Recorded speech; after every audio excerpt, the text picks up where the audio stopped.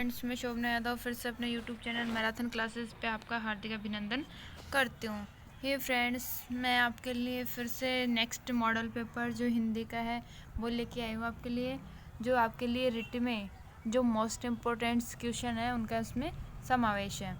First question अपना आ रहा है, च वर्ग का उच्चारण स्थान है। च वर्ग यानी च, छ, ज, झ, य, जो च वर्ग जो पांचों अक्षर हैं उनका उच्चारण स्थान क्या है।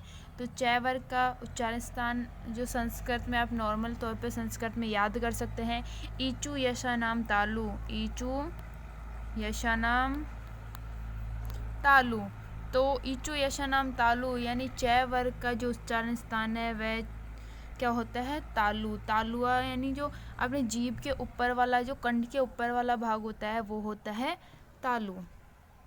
नेक्स्ट क्वेश्चन अपना आ रहा है, श, त्र, ग ये तीनों कौन से व्यंजन हैं। यानी श, त्र, ग इन तीनों व्यंजनों को कौन से व्यंजन कहा जाता है। तो तय वर्गीय व्यंजन में ये आएंगे नहीं, क्योंकि तय वर्गीय व्यंजन में तय, छ, तय, थ, द, ध, ये और तय, थ, द, ध, न ये तो तय वर्ग में आते हैं। ठीक है, उसमें व्यंजन क्या होता है, श, श, श है ये उसमें व्यंजन। तो ये होते हैं संयुक्त व्यंजन, क्योंकि ये दो व्यंजनों से मिलकर बोलते हैं। क प्लस श से मिलकर बनता है छ, त्र बनता है तय प्लस र से मिलकर, और ग बनता है ज प्लस य से मिलकर ग बनता है। तो जो श, त्र, ग ये तीनों व्यंजन हैं वो कहलाते हैं संयुक्त व्यंजन। नेक्स्ट क्वेश्चन अपना आ रहा है, पुस्तक कौन सा शब्द है। पुस्तक कौन सा शब्द है। पुस्तक तद्भव है, तत्सम है, देशज है या विदेशी है। तो अब बताइए कौन सा शब्द है पुस्तक। जल्दी से कमेंट कीजिए कौन सा शब्द है पुस्तक। तो पुस्तक है तत्सम शब्द, तत्सम शब्द पुस्तक है। नेक्स्ट क्वेश्चन अपना आ रहा है, ईमानदारी कौन सी संज्ञा है। ईमानदारी, ईमानदारी कौन सी संज्ञा है। तो ईमानदारी कौन सी संज्ञा होती है, भाववाचक। व्यक्तिवाचक संज्ञा में किसी वस्तु, स्थान यानी किसी व्यक्ति विशेष की जिसमें उल्लेख होता है, जिसमें व्यक्ति विशेष के बारे में बताया जाता है, वो होती है व्यक्तिवाचक संज्ञा। भाववाचक संज्ञा में क्या होता है कि जो भाव यानी ईमानदारी, सत्यवादी जो भाव बताया जाता है वो होती है भाववाचक संज्ञा। और समूहवाचक संज्ञा में क्या होता है, किसी समूह विशेष के बारे में, जैसे पक्षियों का झुंड समूह हो गया पक्षियों, तो वो समूह विशेष के बारे में जो होता है वो होती है समूहवाचक संज्ञा। तो यहाँ पे होगा भाववाचक संज्ञा होती है। नेक्स्ट क्वेश्चन अपना आ रहा है, आप कौन सा सर्वनाम है। आप कौन सा सर्वनाम है, निश्चयवाचक, अनिश्चयवाचक, निजवाचक या इनमें से कोई नहीं।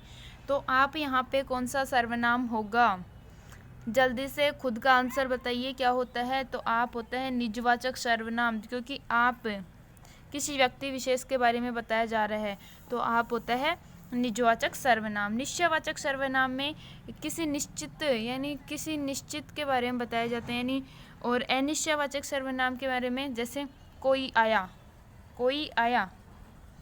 निश्चित में तो क्या होता है, राहुल आया, रमेश आया, कमल आया, और अनिश्चित में आया कोई आया, कोई दरवाजे पे है, तो वो अनिश्चित हो गया।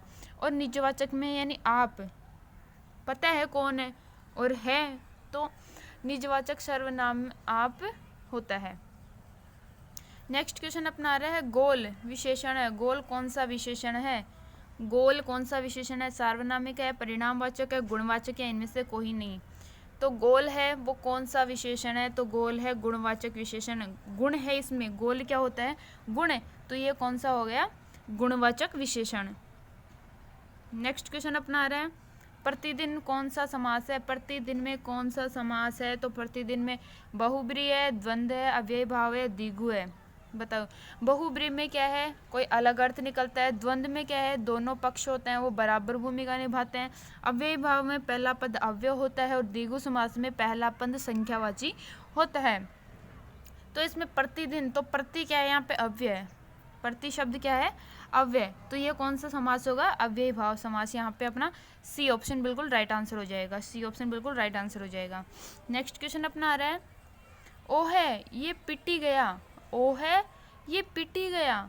कौन सा वाक्य है, यह कौन सा वाक्य है? विधिवाचक, विस्मयवाचक, संकेतवाचक, इनमें से कोई नहीं।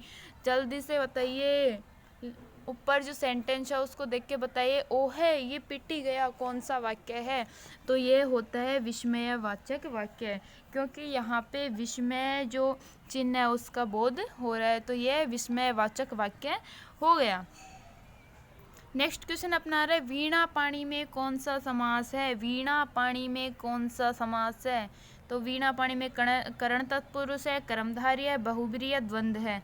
तो वीणा पाणी में कौन सा समास होगा? बहुब्रीहि समास। वीणा पाणी में कौन सा समास होगा? बहुब्रीहि समास। नेक्स्ट क्वेश्चन अपना आ रहा है, निम्न में से अशुद्ध शब्द है, साप्ताहिक, वीणा, वाष्प या सिंदूर। कौन सा शब्द यानी अशुद्ध है? किस शब्द में कुछ कमी है? बताइए जल्दी, जिस शब्द में कुछ कमी है वो बताइए। और अभी तक अगर आपने मेरे मैराथन क्लासेस जयपुर के यूट्यूब चैनल को सब्सक्राइब नहीं किया तो जल्दी से सब्सक्राइब कीजिए और पास में लगे बेल आइकन को ज़रूर प्रेस करें, ताकि मेरे जो वीडियोस है उनकी जो नोटिफिकेशन है वो सबसे पहले आपके पास पहुंच जाए। तो बताइए, निम्नलिखित में से अशुद्ध शब्द कौन सा है? तो ए ऑप्शन बिल्कुल राइट आंसर होएगा। साप्ताहिक नहीं होता, वो होता है साप्ताहिक। क्या होता है? साप्ताहिक। नेक्स्ट क्वेश्चन अपना आ रहा है, निम्नलिखित में से इच्छा का पर्यायवाची शब्द नहीं है। इच्छा का पर्यायवाची शब्द नहीं है। लिप्सा, कामना, यातना, स्पृहा।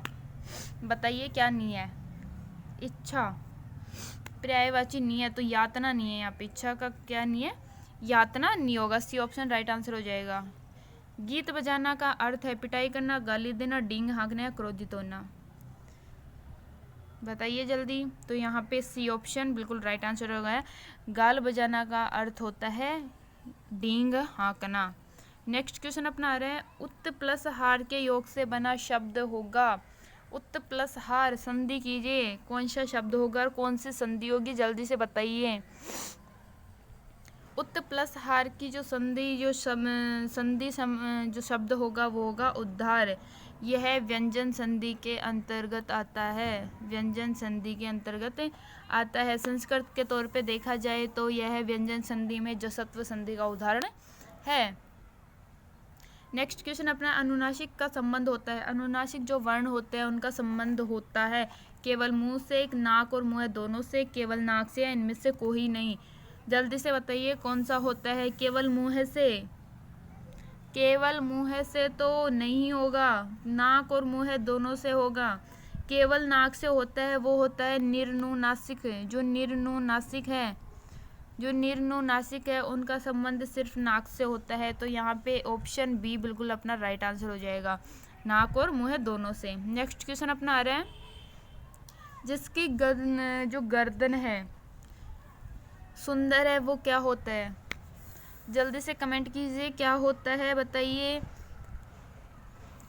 सुदर्शन, सुग्रीव, सुगर्दन या सुगत। अधिकांश बच्चे इसको सुगर्दन करेंगे, क्योंकि सुंदर गर्दन सुगर्दन नहीं होती है, वो होती है सुग्रीव। सुग्रीव भी ऑप्शन बिल्कुल राइट आंसर हो जाएगा। जिसकी सुंदर गर्दन होती है उसको सुग्रीव कहा जाता है। नेक्स्ट क्वेश्चन अपना आएगा, जंगल में लगने वाली आग को क्या कहा जाता है? जंगल में लगने वाली आग को क्या कहा जाता है? तो जंगल में जो आग लगती है उसको क्या कहा जाता है? दावानल, कामानल, बड़नावल या जठरागल। जठरागल तो जो पेट में लगती है उसको आग कहते हैं। बड़वानल जो जल में लगते हैं उसको आग को कहते हैं दावानल।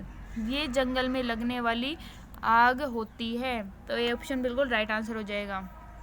नेक्स्ट क्वेश्चन अपना आ रहा है, ज्येष्ठ का विलोम है। ज्येष्ठ पूर्व, अग्रज, कनिष्ठ या भूत। ज्येष्ठ का विलोम शब्द क्या होता है? जल्दी से बताइए, ज्येष्ठ का विलोम शब्द क्या होता है? पूर्व, ये तो पश्चात का हो गया विलोम शब्द। अगज, कनिष्ठ होगा इसका सी ऑप्शन बिल्कुल राइट आंसर हो जाएगा। भूत का, भविष्य। विलोम तो भविष्य होता है, भूत का यानी जो गुजर गया, आने वाला कल, वो ही तो विलोम होता है। तो इसका जो होता है ज्येष्ठ का होगा कनिष्ठ। ज्येष्ठ यानी बड़ा, कनिष्ठ यानी छोटा, अनुज, अग्रज, ये होते हैं। नेक्स्ट क्वेश्चन अपना आ रहा है, अमीय का पर्यायवाची शब्द नहीं, सॉरी, अमीय का पर्यायवाची शब्द है विष, आम्र, मधुप या सुधा। विष, आम्र, मधुप या सुधा अमीय का पर्यायवाची शब्द नहीं है। अमीय यानी, अमीय का क्या अर्थ होता है? मधुर या सुंदर, मधुर या मीठा, जो भी हो। तो अमीय का जो पर्यायवाची होता है वह है इसमें सुधा। डी ऑप्शन बिल्कुल राइट आंसर हो जाएगा। नेक्स्ट क्वेश्चन अपना आ रहा है, स्थान के आधार पर बताइए कि मूर्धन्य व्यंजन कौन से हैं। स्थान के आधार पर बताइए कि मूर्धन्य व्यंजन कौन से हैं। तो मूर्धन्य व्यंजन सूत्र के हिसाब से देखिए, सूत्र के हिसाब से देखिए कि मूर्धन्य व्यंजन कौन से होते हैं। ग या घ, पे या फे, डे या ढे या जे या झे, कौन से होते हैं? जल्दी से बताइए। ये तो क वर्ग में आता है, तो ये क वर्ग में तो कंठ का हो गया। पे वर्ग में उपपदमानीय ओष्ठ, ये होठ का हो गया। टेठ है ऋतु रसना मूर्धा, ऋतु रसना मूर्धा, तो इसमें सी ऑप्शन बिल्कुल राइट आंसर हो जाएगा। सी ऑप्शन बिल्कुल राइट आंसर हो जाएगा। नेक्स्ट क्वेश्चन अपना आ रहा है, निम्न में से बताइए कि किस शब्द में द्वित्व व्यंजन है। द्वित्व व्यंजन यानी दो व्यंजन साथ में हो, दो व्यंजन एक साथ में हो।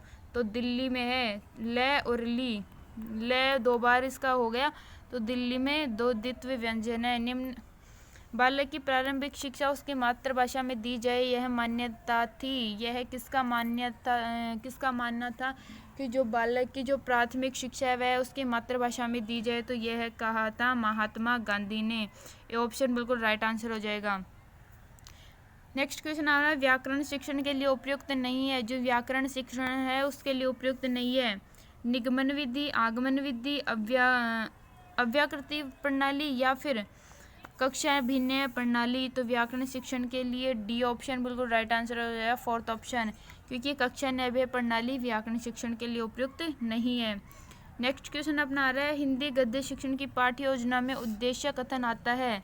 उद्देश्य कथन कब आता है? प्रस्तावना प्रश्न के बाद, पूर्व ज्ञान, आदर्श वाचन के पश्चात या मौन वाचन के पहले। तो ये आता है प्रस्तावना प्रश्न के पश्चात आता है। ए ऑप्शन अपना बिल्कुल राइट आंसर हो जाएगा। नेक्स्ट क्वेश्चन अपना आ रहा है, शब्द का अर्थ स्पष्ट करने हेतु कौन सा तरीका सर्वाधिक उपयुक्त है। शब्द का जो अर्थ स्पष्ट करते हैं वह उसका जो तरीका है, स्पष्ट करने का जो तरीका है उसके लिए सबसे उपयुक्त कौन सा है? व्याख्यान है, वाक्य प्रयोग है, भ्रमण या चित्र निर्माण। तो इसमें बी ऑप्शन अपना बिल्कुल राइट आंसर हो जाएगा, क्योंकि वाक्य प्रयोग के माध्यम से अपन बच्चों को अच्छे तरीके से एक शब्द का अर्थ बता सकते हैं। नेक्स्ट अपना क्वेश्चन आ रहा है, वाचन के समय पुस्तक की आंखों से दूरी होनी चाहिए। वाचन के समय, ये आदमी है, इसकी वाचन के समय जो आंखों से पुस्तक की जो दूरी है, पुस्तक की जो दूरी है वो कितनी दूर होनी चाहिए? तो वो होनी चाहिए 12 इंच दूर। 12 इंच दूर यानी 1 फुट, 1 फुट दूर होनी चाहिए। तो इसमें अपना ऑप्शन डी बिल्कुल राइट आंसर हो जाएगा। नेक्स्ट अपना क्वेश्चन आ रहा है, किस दृश्य उपकरण में पारदर्शी ट्रांसपेरेंसी का प्रयोग होता है? स्लाइड प्रक्षेपक प्रोजेक्टर में, ओवरहेड प्रक्षेपक प्रोजेक्टर में, अपारदर्शी प्रक्षेपक ओपेक प्रोजेक्टर या एपिडाइस्कोप में या फिल्म स्ट्रीम में। तो इसमें बी ऑप्शन अपना बिल्कुल राइट आंसर हो जाएगा, ओवरहेड प्रोजेक्टर में। नेक्स्ट अपना क्वेश्चन आ रहा है,